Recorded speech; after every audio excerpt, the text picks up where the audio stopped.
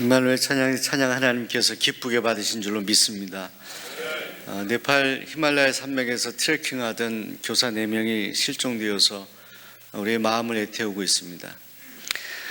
히말라야에는 8,000m가 넘는 많은 그런 산들이 있습니다. 저 산을 등산할 때 등산가들을 돕는 도우미들이 있습니다. 그들을 쉐르파라 그러는데요.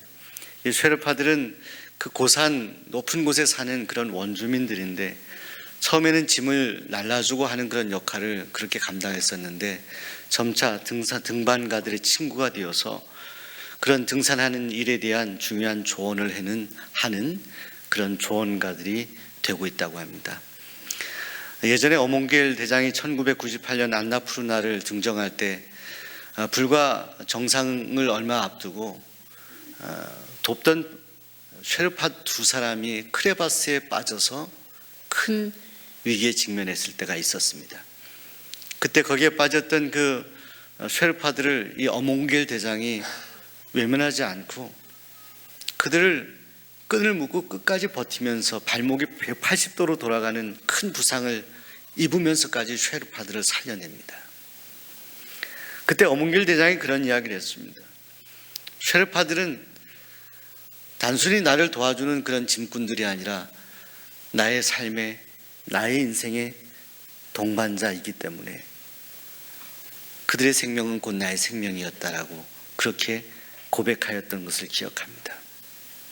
사랑하는 성도 여러분, 우리가 우리 인생을 살아가는 것은 높은 산을 올라가는 등반가와 같습니다. 때로는 험난한 그런 곳을 올라가야 되기도 하고 때로는 비바람을 맞기도 해야 되고 눈보라를 맞기도 해야 합니다. 그럴 때 우리와 함께 동행해주고 함께 해주었던 그런 쉐르파처럼 오늘 우리의 인생에 동반자가 있다면 얼마나 행복할까요? 그런데 사랑하는 여러분, 성경은 우리의 인생에 동반자가 있다라고 말씀합니다. 그분이 바로 하나님이시라 말씀합니다. 하나님이 우리의 쉐르파가 되신다, 진정한 영원한 쉐르파가 되신다라고 말씀하고 계십니다. 그런 하나님의 은혜를 경험했던 그러한 하나님의 사람들 가운데 한 사람이 다윗이었습니다. 다윗은 그의 인생의 파란만장한 많은 삶의 굴곡 가운데 늘 하나님이 저와 동행하셨습니다. 오늘 시편 23편을 통해서 다윗의 노년에 쓰였던 이 23편 속에서 함께 동행했던 그 하나님을 다윗이 어떻게 고백하고 있는지, 그리고 주님과 동행하는 것이 그에게 어떤 의미가 있는지 영적인 교훈을 함께 나누고 싶습니다. 첫째로 하나님과 동행하는 삶이라는 것은 부족한 중에도 만족하며 살아가는 삶입니다. 여러분, 우리 인생은 부족합니다. 늘 채워야 하는 것이 우리의 인생임을 우리가 잘 알고 있습니다. 채우고 채워도 여전히 빈틈이 있고 여전히 부족함이 있는 것이 우리의 인생이라는 것을 발견하게 됩니다. 그런데 오늘 시편 23편에서 다윗이 고백하는 것은 여호와는 나의 목자시니 내게 부족함이 없으리로다 라고 고백합니다. 여호와께서 나의 목자가 되시기 때문에 나는 부족한 삶을 살지 아니하고 넉넉한 삶을, 행복한 삶을 살고 있다라고 고백하는 것입니다.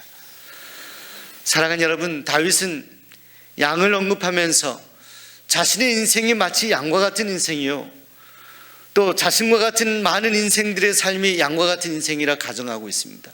그러면 왜 굳이 양을 비유했을까요? 양에게는 중요한 단점이 있습니다. 양은 온순하고 참 좋은 동물인데 양은 앞을 잘 보질 못합니다. 몸이 비대한데 몸에 비대한 것에 비해서 다리는 얇습니다. 그래서 걸려 넘어지기도 하는데 때때로 아주 위태로운 양에 대한 이야기를 합니다. 필립 켈러라는 사람이 쓰었던 목자와 양이란 책을 보시게 되면 양이 넘어져서 뒤집혀진 양에 대한 이야기를 하는데 양이 한번 뒤집히면 양은 스스로 일어날 수가 없다는 것입니다. 그래서 얼마 후에 누구든 옆에서 세워주지 않으면 양은 햇빛에 말라 죽기도 하고 혈액순환이 되지 않아서 죽을 수밖에 없는, 뒤집혀서 죽는 양에 대한 이야기를 하죠. 그런데 그 뒤집힌 양 곁에 목자가 있을 때 그 양이 뒤집힌 그 양을 가서 다시 바로 세워주는 목자가 있다면 그 양은 생명을 건질 수 있다는 것입니다. 사랑하는 여러분, 때때로 우리가 인생을 살아가면서 우린 넘어지기도 하고 뒤집히기도 하는데, 그럴 때 우리의 인생을 바로 세워주는 주님이 우리의 목자가 되십니다. 양들에게 목자가 곁에 있다는 것만으로 양들은 부족하지 아니하고 넉넉한 삶을 살아갈 수 있다는 거예요. 오늘 우리 인생도 마찬가지입니다. 주님이 저와 여러분과 함께 하십니다. 주님이 곁에 계십니다. 주님이 곁에 계신 것만으로 우리는 넉넉한 삶이 되는 거예요.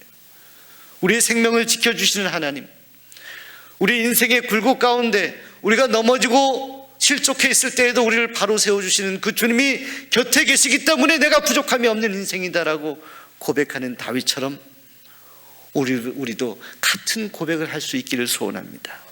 감리교 창시했던 요한 웨슬리 목사님이 89세의 마지막 임종을 하였습니다. 웨슬리 목사님은 남겨진 것이 낡은 외투와 그리고 늘 쓰던 주전자 그리고 숟가락 몇 개 이렇게 남겼다고 합니다. 그는 참 파란만장하고 힘든 인생을 살았지만 그는 끝까지 복음을 전했습니다. 그가 임종을 하기 전에 그가 전했던 마지막 유언 같은 고백은, 그는 이렇게 고백하였는데, 이 세상에서 최고의 것은 하나님께서 우리와 함께 계시다는 사실입니다. 이것이 나에게 가장 위대한 소식이다라고 그렇게 웨슬리 목사님이 고백하였습니다. 사랑하는 여러분, 주님이 우리와 함께 하시는 한 우리는 연약한 인생인 것 같지만 결코 연약하지 않습니다. 주님이 우리와 함께 하시는 한 우리는 부족한 인생 같지만 결코 부족하지 아니합니다. 주님이 우리를 도우시기 때문입니다. 주님이 우리 손을 잡아주시기 때문입니다. 둘째로, 하나님과 동행하는 삶은 온전히 하나님을 신뢰하는 삶입니다. 주변 분들에게 하나님을 신뢰합시다. 오늘 2절 말씀에 그가 나를 푸른 풀밭에 누이시며 쉴만한 물가로 인도하시는 도다 라고 말씀했습니다.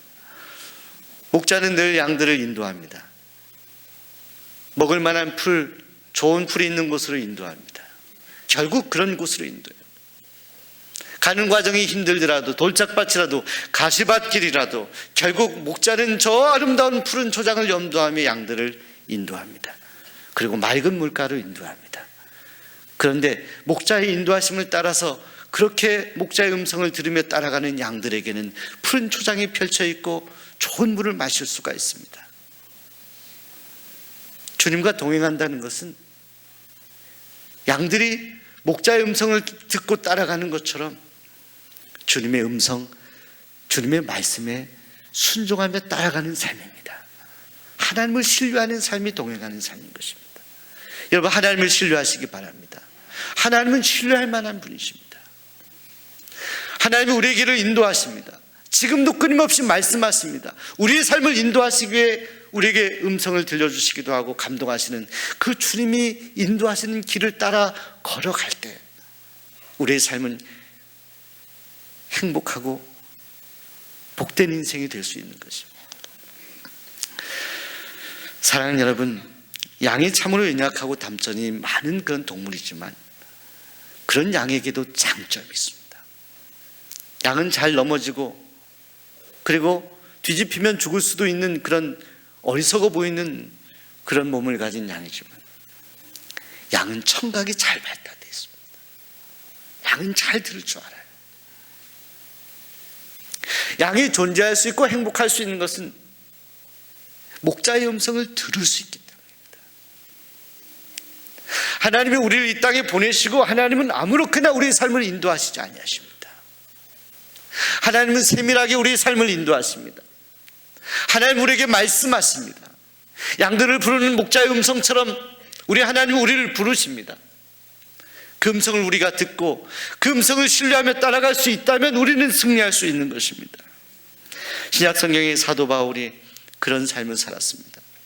바울이 예수님을 만난 이후에 바울은 늘 주님의 음성을 듣기를 원했습니다. 그가 한 번은 2차 전도여행 때 그는 아시아로 선교를 가려고 했습니다. 그런데 성령께서, 하나님께서는 그가 아시아로 가서 말씀을 전하고 복음을 전하는 것을 막으셨습니다. 오히려 정반대 유럽의 땅으로 바울의 발길을 인도하십니다. 그에게 음성을 들려주시고 환상을 보여주십니다. 바울은 자신이 가지고 있는 생각이 있었습니다. 판단이 있었습니다. 선교적인 전략이 있었습니다. 그런데 그 모든 것을 내려놓고 주님의 음성을 듣습니다. 주님을 신뢰했기 때문입니다. 하나님이 가라고 하면 그 길이 아무리 힘들고 어려워 보여도 하나님은 우리에게 유익이 되는 길로 인도하시는 겁니다. 하나님이 우리에게 말씀하시고 음성 들려주시는 대로 우리가 그 길을 따라 걸어갈 수만 있다면, 하나님을 신뢰하며 그 길을 갈 수만 있다면 우리는 승리할 수 있습니다. 문제는 우리에게 있습니다. 주님은 우리를 인도하심에도 불구하고, 우리 끊임없이 우리를 부르심에도 불구하고 그 음성에 우리가 순종하며 신뢰하며 따라가지 못하기 때문에 우리 인생이 힘들고 때로는 실족한 인생이 되고 마는 것입니다. 사랑하는 성도 여러분, 여러분의 인생을 주님께 맡기시기 바랍니다. 주님이 말씀하시는 대로 그 길을 따라 걸어가시기 바랍니다. 셋째로, 하나님과 동행하는 삶은 하나님의 위로를 경험하는 삶입니다. 하나님의 위로를 경험합니다. 오늘 본문 4절 말씀에 다윗은 고백합니다. 내가 사망의 음침한 골짜기로 다닐지라도 해를 두려워하지 않을 것은 주께서 나와 함께 하심이라. 주의 지팡이와 막대기가 나를 안위하시나이다. 나를 안위하시나이다. 나를 편안하게 하신다는 것입니다. 지팡이와 막대기가 어떻게 양들을 편안하게 할 수 있을까요? 양들이 길을 갈 때 이 지팡이와 막대기로 토닥거리는 겁니다. 잘못 길을 갈 때 토닥거리는, 그것으로 만져주는 것이죠. 목자가 양들 곁에 있다는 것을 알려주는 거예요. 우리가 힘들 때 누군가가 내 옆에 와서 내 어깨를 토닥거릴 때 그것이 얼마나 우리에게 큰 힘이 됩니까? 내가 힘들고 지쳐있을 때 누군가 나에게 다가와서 말 한마디 격려해 주는 것이 얼마나 우리 인생에 큰 힘이 됩니까? 내 사랑하는 여러분, 우리가 예수님을 믿고 살아가는 삶이 결코 순탄한 길만이 아닙니다. 어렵고 힘든 길을 걸어가며 고통을 당하고 힘든 일을 경험할 때가 있습니다. 시험과 환난을 당할 때도 있습니다. 그런데 예수 믿는 하나님의 백성들이 이 시험과 환난 가운데서도 이길 수 있는 것은, 그 환난 중에도 소망을 가질 수 있는 것은 그때 우리가 힘들고 지쳐 있을 때도 여전히 우리를 위로하시는 하나님이 계시기 때문입니다. 하나님 우리를 위로하시는 하나님이십니다. 우리 장광 성도님 새 가족으로 오셨지만 우리가 한 가족이 되어서 열심히 올해부터 신앙생활 하기를 저는 원했습니다. 그러나 하나님께서 고통이 없는 하나님의 나라를 인도하셨습니다. 중환자실에 가서 장광 성도님의 차가운 손을 만졌습니다. 혈소판이 필요하다고 해서 성도님들에게 바로 전체 문자를 보냈습니다. 제 페이스북에 올렸습니다. 알지도 못하는 분들에게 부탁을 드렸습니다. 비영인 분들 꼭 연락을 달라고 했어요. 중환자실 갔을 때 가족들이 계셨습니다. 아내가 있었고 중국에서 오신 가족들이 많이 울고 계셨습니다. 위로해 드렸습니다. 하나님이 장광 성도님을 지켜주실 것이라고. 고침을 받았다라면 그것이 하나님의 뜻이라고 믿을 수 있겠죠. 그런데 때로는 하나님이 우리 인생을, 생명을 거두어 가시기도 합니다. 하나님이 하시는 일이에요. 작년에 성탄절 앞두고 우리 전사님께서 장광 성도님 말씀했을 때 바로 병생 세례를 가자고 해서 세례를 베풀었습니다. 불과 한 달 전에. 저는 이것이 실로 하나님의 큰 은혜라 생각합니다. 하나님이 그를 하나님의 자녀로 인쳐주셨어요. 제가 그 유족들을 위로할 수 있는 유일한 근거는, 장광 성도님은 예수님 믿은 지 얼마 안 되었지만 그는 하나님이 구원하신 하나님의 백성이 되었다는 것입니다. 하나님의 자녀가 되었다는 거예요. 사랑하는 여러분, 우리가 하나님의 자녀가 되고 천국 백성이 되었다는 사실, 이것보다 더 큰 위로가 되는 일은 없습니다. 우리 인생은 연약합니다. 넘어집니다. 쓰러집니다. 때로는 그 인생을 거두어 가시는 하나님의 주권을 우리가 인정할 수밖에 없습니다. 그러나 그런 우리 인생을 살아가는 동안에 끊임없이 우리를 위로해 주시는 하나님, 격려해 주신 그 하나님이 우리 삶의 근거가 되는 것입니다. 우리 삶의 소망이 되는 것입니다.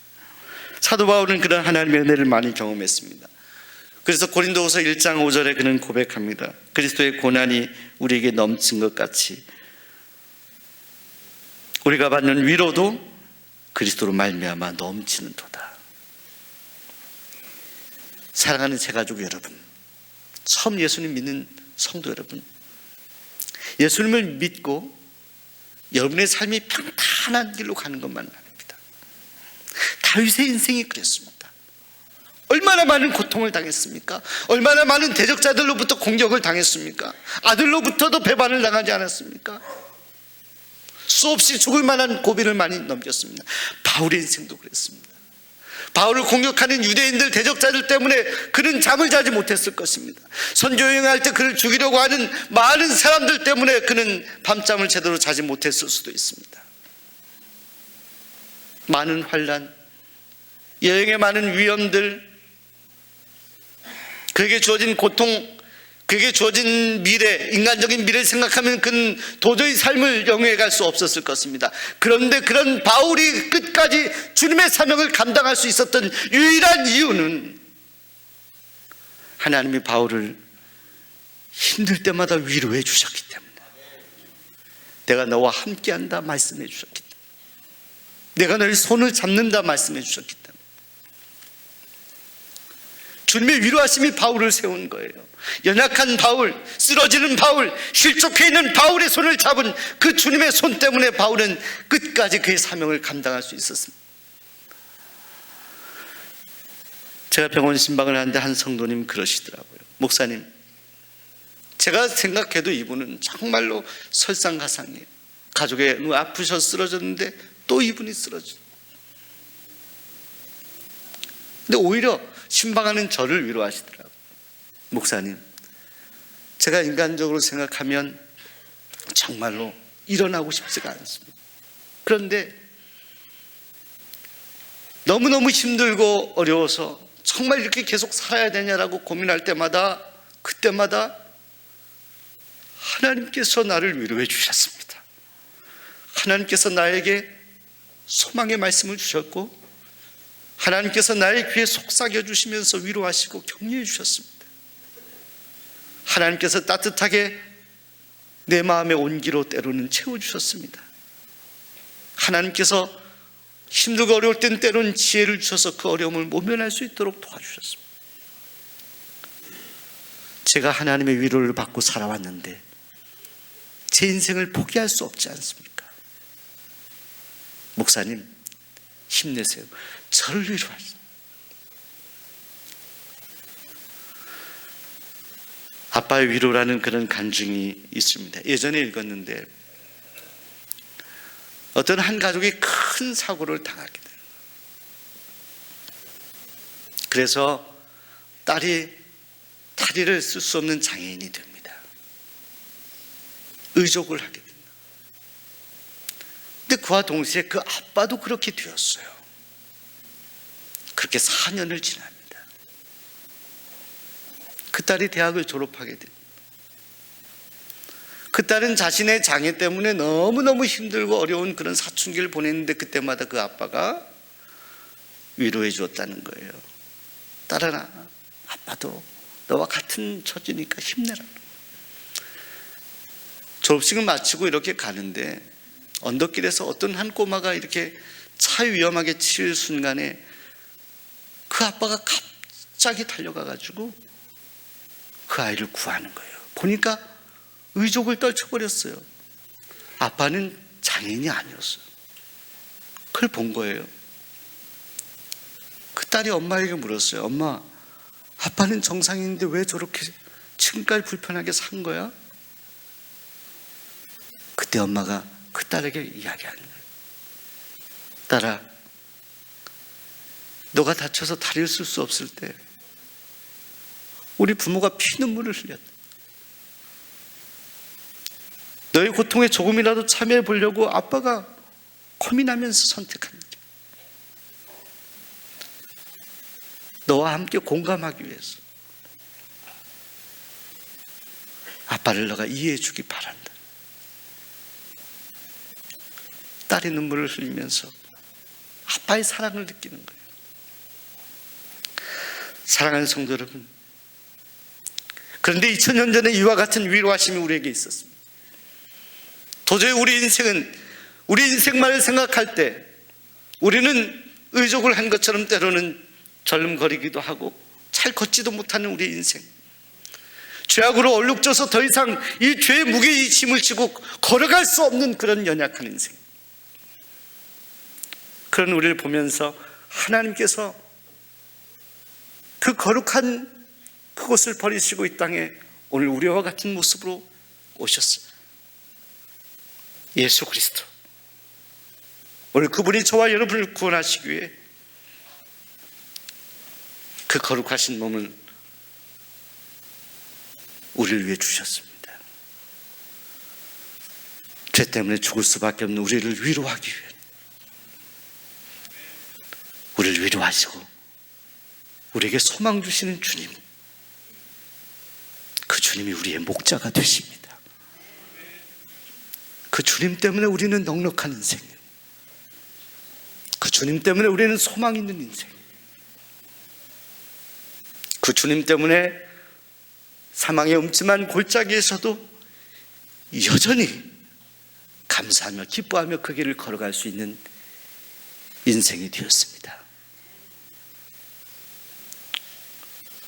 나와 함께 하심이라. 주님이 여러분과 함께 하십니다. 그리고 주님은 여러분을 도와주시길 원하십니다. 여러분을 안위하시길 원하십니다. 그 주님을 바라보십시오. 함께 기도하겠습니다. 이 시간 우리가